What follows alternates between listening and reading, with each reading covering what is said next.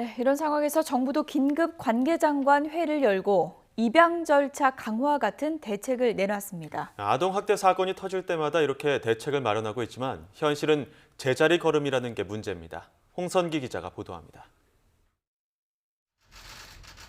입양 아동이 부모 학대로 숨진 이른바 정인이 사건이 전 국민의 공분을 사자 정부가 부랴부랴 관계장관 긴급회의를 열었습니다.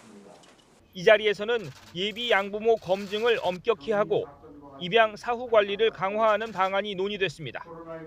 또 전국 모든 시군구에 아동학대 전담 공무원을 두고 경찰청에 아동학대 총괄 부서를 새로 만드는 등의 대책도 나왔습니다. 그러나 아동학대 정부 대책은 관련 사건이 큰 문제가 될 때마다 반복돼 왔습니다. 긴급회의를 주재한 정세균 국무총리도 이 같은 점을 인정했습니다. 그동안 정부가 여러 차례 대책을 마련해서 추진하고 있음에도 정인이 사건과 같은 충격적인 아동학대 범죄가 근절되지 않고 있어 총리로서 송구스럽고 안타깝게 생각합니다.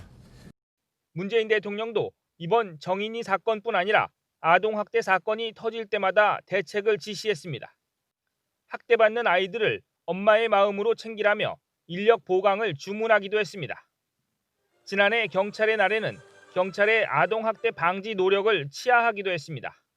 유관기관과 아동학대 점검팀을 구성해 돌봄 사각지대에 놓인 위기아동을 발굴하고 8,500명의 재학대 위기아동을 집중 점검했습니다.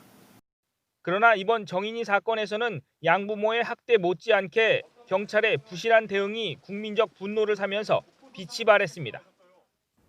청와대는 아동복지법 개정안이 시행되는 오는 3월부터는 보다 강력한 대응이 가능할 것이라고 설명했지만 아동학대 범죄를 뿌리 뽑을 수 있을지는 여전히 불투명해 보입니다. YTN 홍선기입니다.